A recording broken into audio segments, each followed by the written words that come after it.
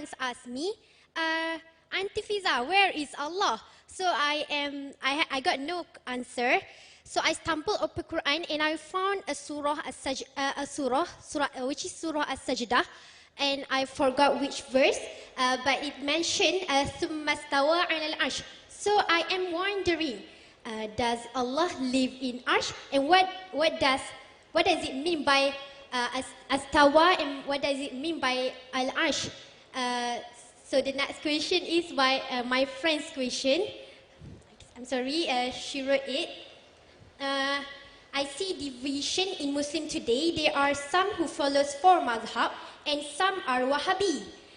Problem started when they are telling each other wrong. So what is your advice? And the third question is, I'm sorry, but this is my friend's question.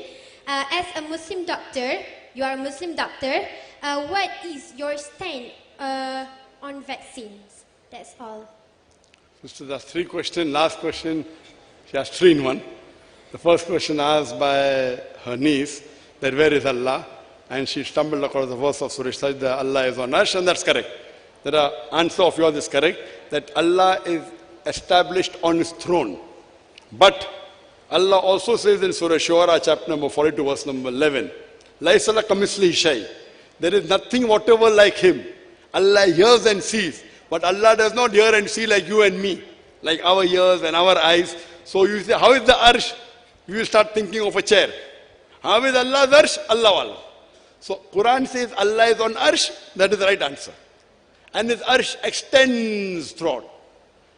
We have a thinking, Arsh how. So whatever description is given in Hadith, we accept it.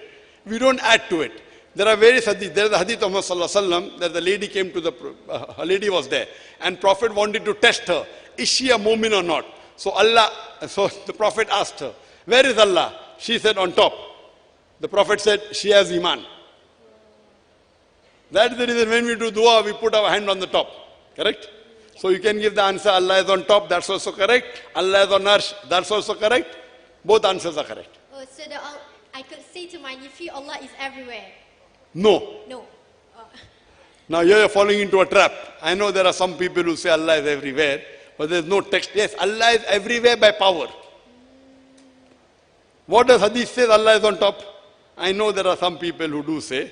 But what we have to realize that when talking about Allah subhanahu wa ta'ala, do not add anything of your own. It's very dangerous. Some people explain, yes, Allah by power is everywhere. He has power over everything. Many verses. But Quran says He's on Arsh, He's on Arsh.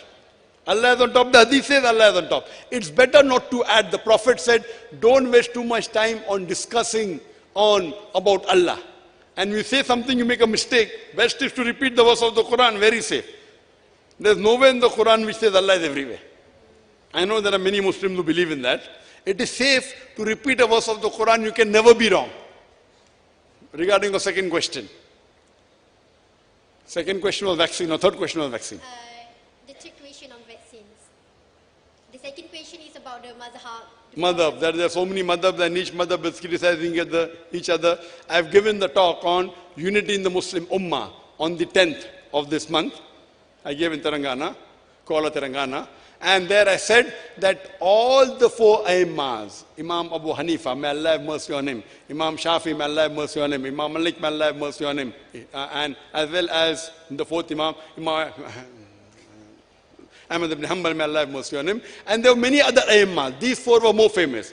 All the Aimmas, they said that if you find a hadith which is sahih, that is my madhab. All the Aimmas said that if you find any of my opinion, any of my fatwa, which is against the book of Allah and the hadith of the Prophet, ignore my fatwa. They did not come to fight. They were all loving. They gave the opinion. And if you analyze, more than 95%, all the opinions are the same. They may differ in 2, 3, 4%.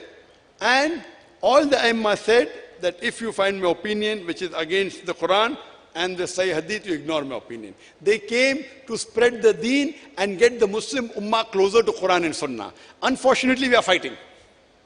The only way we can come close, Allah says in Surah Imran chapter 3 verse 103, وَاتَصِمُوا بِحَبْلِ اللَّهِ جَمِيعًا وَلَا تَفَرَّقُوا. Hold to the rope of Allah strongly and be not divided. Hope that answers the question. Regarding use of vaccine, if the vaccine contains anything which is haram, and if it's a drug which is going to save your life, this is the ruling. If you're using a medicine, and if that medicine is the only medicine that can save your life, even if it contains alcohol, it is permitted. If it contains certain things like pig, if it's insulin, if you have an option of bovine insulin, cow insulin, no problem. But if you have no other option, and if you use a drug, even though it contains alcohol or contains something which is haram, and if that drug is the only drug that can save you, it is permitted in Islam. Otherwise, in a normal circumstance, it is haram. Hope that answers the question. Wa akhir dawana alhamdulillahi rabbil alamin.